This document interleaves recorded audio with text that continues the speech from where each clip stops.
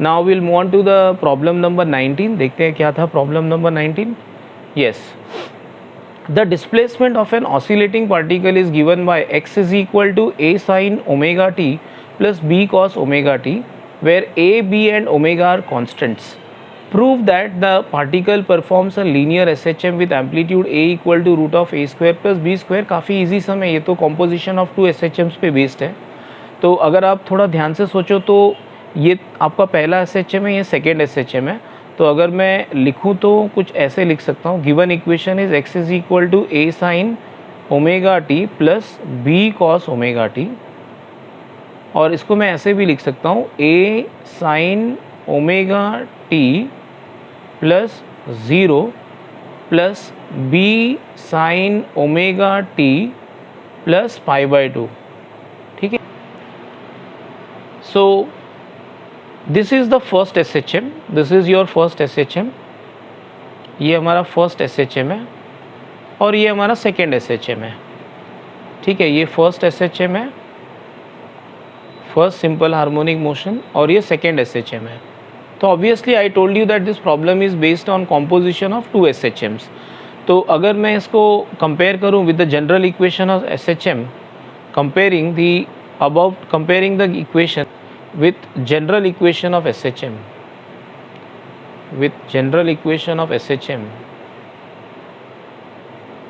general equation of SHM, I can write general equation of SHM क्या होता है, x is equal to a sin omega t plus phi, या delta जो लिखना है आप लिखो. ठीक है, फाई लिख देता हूँ. तो इन दोनों को देखो, ये एक SHM है और ये भी एक SHM है, दो अलग अलग SHM है. तो अगर मैं इन दोनों SHMs को इसके साथ कंपेयर करूँगा, मतलब इसको इसके साथ कंपेयर कर लूँगा और इसको भी इसके साथ कंपेयर करूँगा, तो मेरे आंसर्स क्या आएंगे. देखो, A1 amplitude of first SHM is nothing but small a, amplitude of second SHM is nothing but b, और φ1 मेरा होगा 0 और φ2 होगा मेरा π/2. और हम सब जानते हैं कि रिजल्टेंट SHM में फॉर्मूला कैसे निकालते हैं. रिजल्टेंट का फॉर्मूला है R is equal to, I will write down here, the resultant is given by the formula R is equal to root of a1 square plus a2 square plus 2a1 a2 cos φ1 minus φ2. This is the formula. ठीक है. So R will be equal to root of a1 square मतलब a square plus b square plus 2ab, मैं a1 a2 की values डाल रहा हूँ, into cos of 0 minus π/2. अब मेरे ख्याल से इतना तो सब लोग जानते होंगे कि cos of minus theta cos theta ही होता है, तो कॉस ऑफ माइनस π/2 भी कॉस π/2 ही होगा. सो रिजल्टेंट का आंसर आएगा R is equal to root of a square plus b square plus 2ab into cos 0 that is 0, cos 90 that is 0. तो रिजल्टेंट का आंसर आएगा root of a square plus b square. ये resultant amplitude है. This is the resultant amplitude, right. This is the formula. हमने composition of two SHMs में formula पढ़ा है कि अगर दो SHMs को कंबाइन करते हैं और उनका resultant root of a1 square plus a2 square plus 2a1 a2 cos φ1 minus φ2 होता है. अब नेक्स्ट हम देखते हैं question number 20. Let us see what is question number 20 all about. So question number 20 भी देख लेते हैं. Two parallel SHMs represented by x1 is equal to 5 sin 4 pi t plus π/3 and x2 is equal to 3 sin 4 pi t plus π/4. तो फिर से दो SHM दिया है, are superposed on a particle. Determine the amplitude and epoch of the resultant SHM. Epoch मतलब final initial phase of the resultant. Okay, तो देखते हैं आंसर. ठीक है, स्टार्ट करते हैं. हमको जो दिया हुआ इक्वेशन है वो x1 is equal to 5 sin 4 pi t plus π/3 and the second equation is x2 is equal to 3 sin 4 pi t plus π/4. ठीक है, और हमको पूछा गया रिजल्टेंट एम्पलीट्यूड और इनिशियल एपोक. एपोक मतलब initial phase of the resultant, right. तो काफ़ी इजी सम है. ऑफ कोर्स कैलकुलेशंस थोड़ा है बट सम इजी है. तो मैं लिख सकता हूँ अब comparing the above equations, comparing the given equations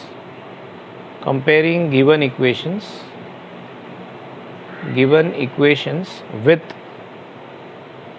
standard equation of linear SHM, comparing given equations with standard equation of linear SHM, standard equation of linear SHM,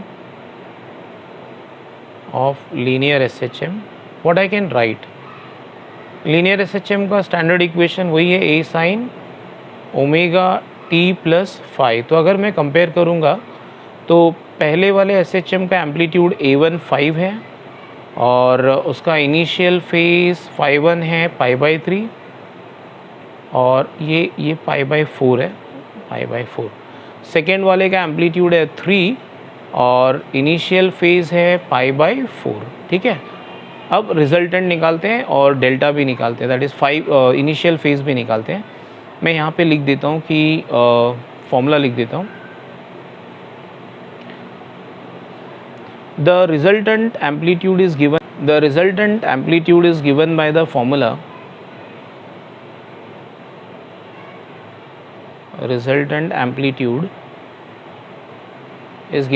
formula R is equal to root of A1 square plus A2 square plus 2A1 A2 cos φ1 minus φ2। ये हमारा formula है resultant का। Now let us substitute the values. देखो ये आप मान लो कि ये 60 डिग्री जैसा है और ये 45 डिग्री जैसा है, तो ऑब्वियसली आप सब्ट्रैक्ट करोगे तो 15 डिग्रीज आएगा ब्रैकेट में। तो इधर आएगा रूट ऑफ A1 स्क्वायर मतलब 5 square plus 3 square plus 2 into 5 into 3 into cos of, ये सब्ट्रैक्ट करोगे तो 15 डिग्री आएगा।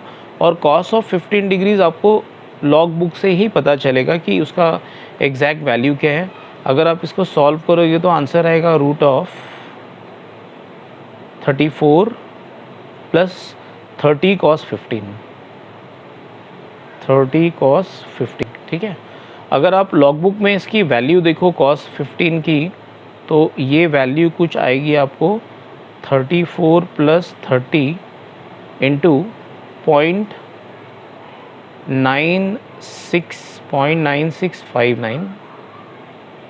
आप देख लेना लॉग बुक में value. So if we further calculate this, the answer will be R will be equal to square root of 34 plus 28.98 और इसको सॉल्व करेंगे फर्दर तो R will be equal to square root of 34 plus 28 62.98 और इसका अगर हम square root निकालेंगे तो आंसर आएगा R is equal to 7.936 centimetre. तो ये हमारा फर्स्ट पार्ट हो गया क्वेश्चन का। This is the first part of the question.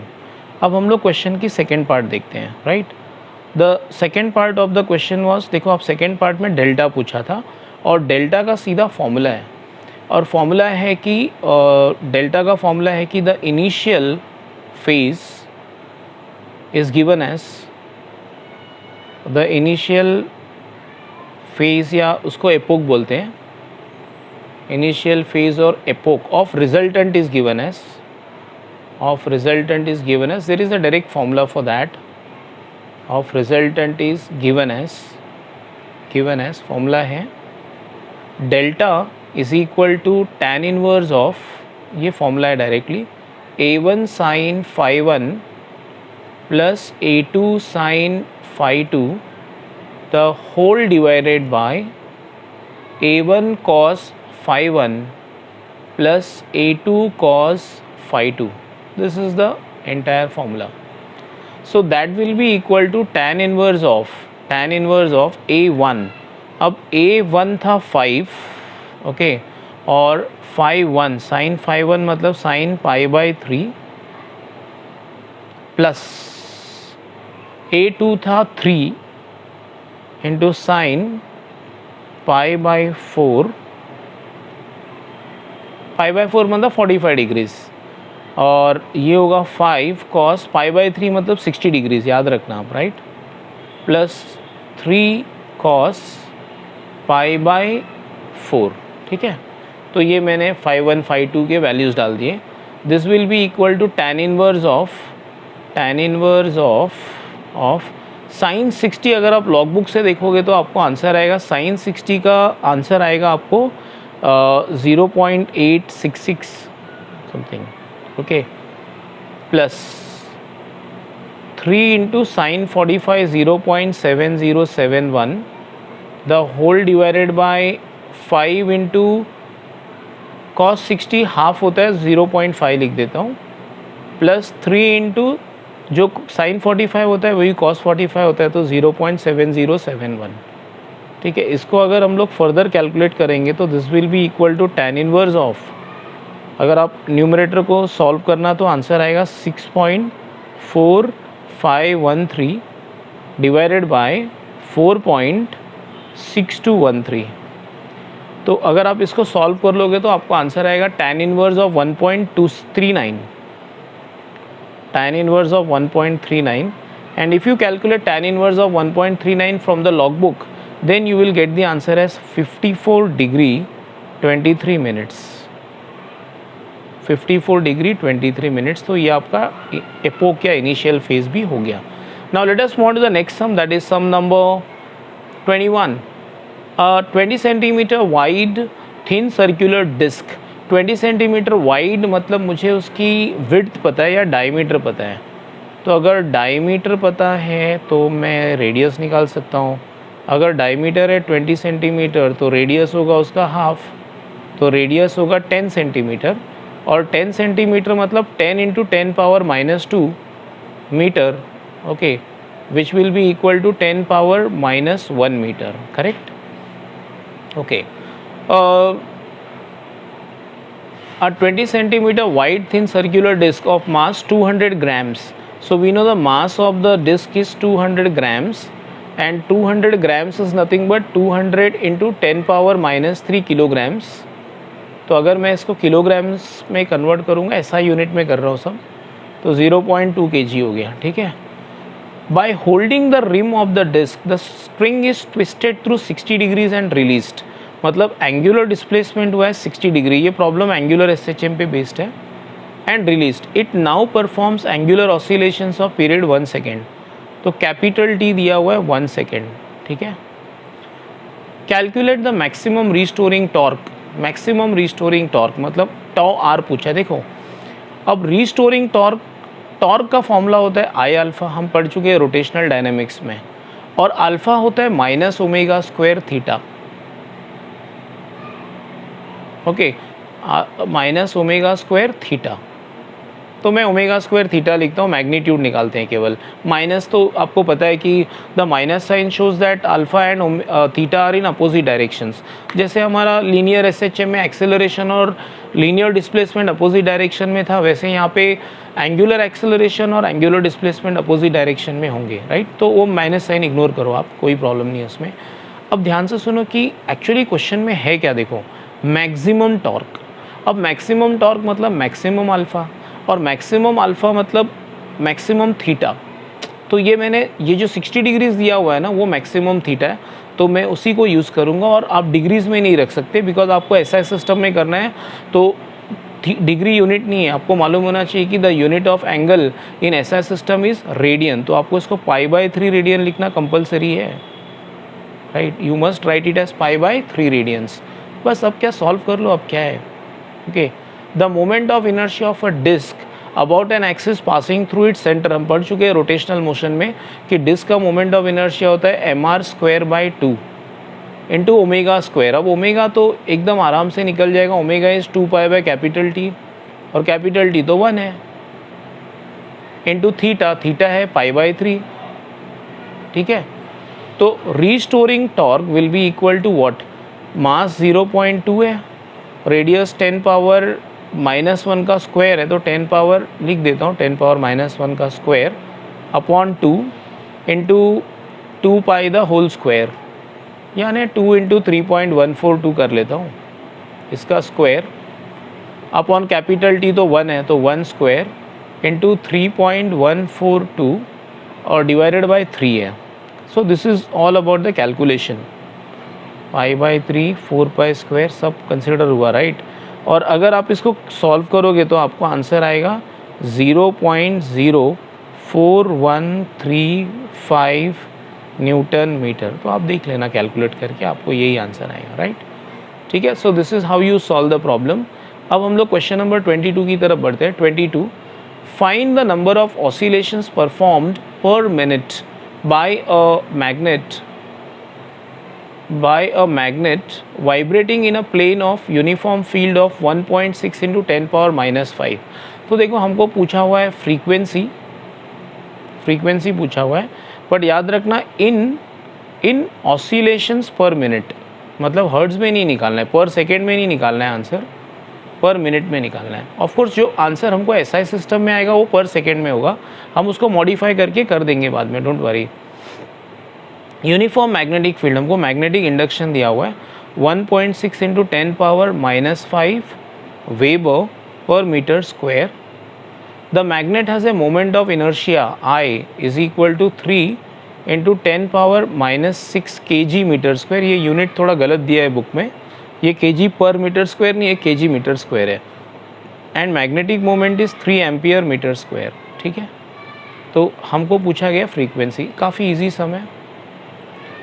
The time period of a bar magnet in a magnetic field is given by the formula T is equal to 2π √of I/mb। लेकिन हमको time period तो नहीं पूछा है, हमको frequency पूछा है, और हम जानते हैं कि frequency is reciprocal of time period, तो फ्रीक्वेंसी होगा 1/2π √of mb/I। तो frequency will be equal to 1/2 × 3.142। M B दिया है हमको, एम का वैल्यू है 3, बी का वैल्यू है 1.6 × 10⁻⁻5, द होल डिवाइडेड बाय ये होगा 3 × 10⁻⁻6। तो अगर आप थोड़ा कैलकुलेशन देखो तो ये 16 होगा तो 4 बाहर आएगा, तो आंसर आएगा 2 भी कैंसिल हो जाएंगे, आंसर आएगा 1/3.142। लेकिन ये होगा हर्ट्ज मतलब होता है ऑसिलेशन पर सेकेंड, ऑसिलेशंस पर सेकेंड। एक सेकेंड ना, लेट मी चेक, नहीं यहाँ से 4 बाहर आएगा तो ऊपर 2 आएगा एक, ये 2 × 2/3.142 ऑसिलेशंस पर सेकेंड, ऐसे आएगा आंसर। ठीक है, नाउ हमको तो आंसर पर मिनट में पूछा है, तो पर मिनट के लिए बहुत इजी है, आप इसको मल्टीप्लाई कर लेना 60 से, तो 2 × 60 जो भी आंसर है उसको 60 से मल्टीप्लाई करेंगे, तो ऐसे करेंगे, राइट। और अब ये आंसर हो गया ऑसिलेशंस पर मिनट, मतलब 1 सेकेंड में इतना, तो 1 मिनट में कितना, तो × 60 करना पड़ेगा, राइट। तो अगर आप इसको सॉल्व करोगे तो आंसर आएगा 38.19 ऑसिलेशंस पर मिनट, राइट। ये हमारा आंसर है। अब लास्ट क्वेश्चन है, let us move on to the last sum, 23rd sum. A wooden block of mass m is kept on a piston that can perform vertical vibrations of adjustable frequency and amplitude। मतलब एक wooden block पे एक wooden block को piston पे रखा हुआ है और पिस्टन वर्टिकल ऑसिलेशंस कर सकता है। During vibrations we don't want the block to leave the contact with the piston, okay, मतलब कॉन्टैक्ट लूज नहीं होना चाहिए। How much maximum frequency is possible if the amplitude of vibrations is 25। In this case how much is the energy per unit mass of the block. समझो ये piston है, इसके ऊपर एक ब्लॉक को रखा हुआ है ऐसे, ठीक है, ये उसका टॉप पोजीशन है और ये इसका बॉटम पोजीशन है। तो ये 3 पोजीशन पे हम जरा ध्यान देते हैं। This is the top position, this is the bottom position and this is the mean position।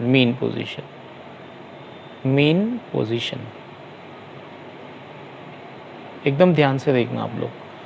तो हर एक केस में होगा क्या, 2 फोर्सेस एक्ट करेंगे, एक तो नॉर्मल रिएक्शन, एक mg, ठीक है। यहाँ पे भी नॉर्मल रिएक्शन और mg,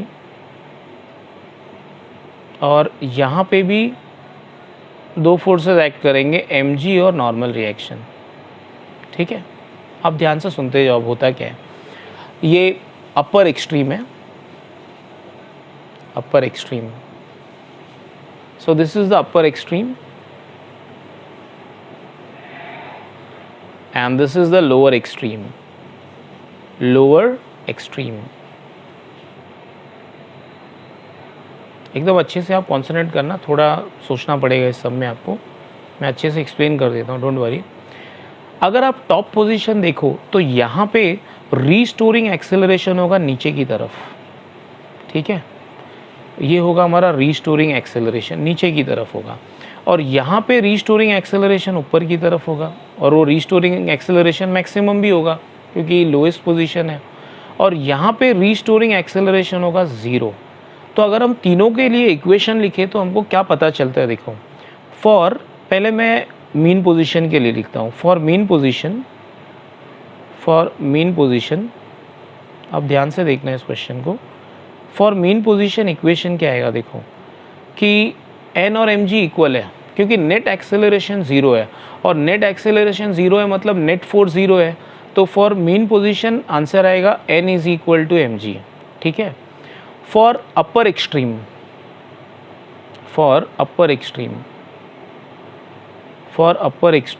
आप ध्यान से देखना अपर एक्सट्रीम में क्या होगा, नेट एक्सेलरेशन नीचे है, इसका मतलब mg n से बड़ा है, तो अगर हम लिखेंगे इक्वेशन तो ऐसे लिखेंगे, हम जानते हैं न्यूटन्स लॉ का इक्वेशन कैसे लिखते हैं, बड़ा फोर्स माइनस छोटा force equal to unbalanced force, मतलब mg बड़ा कैसे मान लिया हमने mg को, क्योंकि एक्सेलरेशन नीचे की तरफ हो रहा है, तो mg minus n is equal to unbalanced force, that is equal to m into ए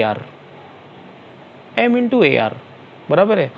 तो अगर आप इसको और आगे देखो तो आपको पता चलेगा कि n will be equal to mg minus m a r, और ए आर क्या होता है, देखो m into a restoring acceleration, और रीस्टोरिंग एक्सेलरेशन होगा mg minus m omega square a. हम सब जानते हैं कि एक्सट्रीम पोजीशन पे एक्सेलरेशन होता है a ओमेगा स्क्वायर, मैग्नीट्यूड डाला है मैंने सिर्फ उसका, राइट, डायरेक्शन तो मैंने डायग्राम में कंसिडर की हुई है। तो हम क्या नोटिस करते हैं कि जैसे जैसे एम्पलीट्यूड बढ़ता जाएगा, जैसे जैसे फ्रीक्वेंसी बढ़ता जाएगा या ओमेगा बढ़ता जाएगा, वैसे वैसे नॉर्मल रिएक्शन कम होगा। इन अदर वर्ड्स तो क्या हो रहा है, देखो n इज इक्वल टू, मैं ऐसे लिख सकता हूँ, n is equal to mg minus m into 4 pi square f square a. अब आप ध्यान से देखो, ए तो कांस्टेंट है, अगर मैं फ्रीक्वेंसी को चेंज करता जाऊं अगर मैं, तो n कम होता जाएगा और किसी एक पॉइंट पे n क्या हो जाएगा, 0 एट मैक्सिमम n 0, मतलब body will be on the verge of losing contact. तो ये जो लूजिंग कॉन्टैक्ट वाला सिचुएशन आएगा वो सिर्फ अपर एक्सट्रीम पे आ सकता है, मतलब ऐसा हो सकता है कि ये जो हमारा पिस्टन है वो इतना ज़ोर से नीचे आए कि ब्लॉक ऊपर छूट जाए या कॉन्टैक्ट लूज हो जाए। तो हमको क्वेश्चन में यही पूछा है, how much maximum frequency is possible if the amplitude of vibration is restricted to 25, मतलब एम्पलीट्यूड को आप नहीं बदल सकते, एम्पलीट्यूड 25 सेंटीमीटर ही होगा, वो चेंज नहीं करना है। So at maximum frequency n will be 0, मतलब body will be on the verge of losing contact. At maximum frequency n will be equal to 0, तो आप इस इक्वेशन में n को 0 डालो, तो आंसर आएगा 0 is equal to mg minus m into 4 pi square f square a. तो थोड़ा सा और अगर सॉल्व करेंगे तो आंसर आएगा, देखो ये m और आंसर आएगा m, इधर कंटिन्यू कर लेता हूँ, m into 4 pi square f square into a will be equal to mg, तो m और m कैंसिल हो जाएंगे और f square will be equal to what, g by 4 pi square a। तो f will be equal to root of, देखो ये हम लोगों ने बोला है कि पाई स्क्वायर को 10 मानना है, तो g को भी 10 मान लेता हूँ, g 10 और 4 पाई स्क्वायर को भी 10, और एम्पलीट्यूड दिया 25 सेंटीमीटर जो होगा 1/4 मीटर, तो इधर 1/4। तो अगर आप ध्यान से देखो तो सब कैंसिल हो गए, 10 10 1/4 4 कैंसिल, और फ्रीक्वेंसी आएगा 1 हर्ट्ज़, ये है वो मैक्सिमम फ्रीक्वेंसी, ठीक है। अच्छा, इसके अलावा भी उन लोगों ने पूछा है कि एनर्जी अपॉन मास। अब हम जानते हैं कि एनर्जी का फॉर्मूला क्या है, एनर्जी का फॉर्मूला है ½ m omega square a square, ये है ना एनर्जी, टोटल एनर्जी का फॉर्मूला। तो एनर्जी अपॉन मास ढूंढना है हमें, तो energy upon mass will be equal to what, half a square omega square, that will be equal to half a कितना है 1/4, 1/16 लिख लेता हूँ, ओमेगा 2 पाई एफ, तो 4 पाई स्क्वायर मतलब 10 और एफ स्क्वायर मतलब 1। तो अब देख लो क्या आंसर आएगा इसका, जो भी आंसर आए, 2 1 जा 2 2 जा, तो आंसर आया 20/16 और 20/16 होता है 1.25, तो 1.25 एनर्जी अपॉन मास पूछा इसलिए यूनिट आएगा joules per kg. So thanks for watching the video, I hope you understood everything.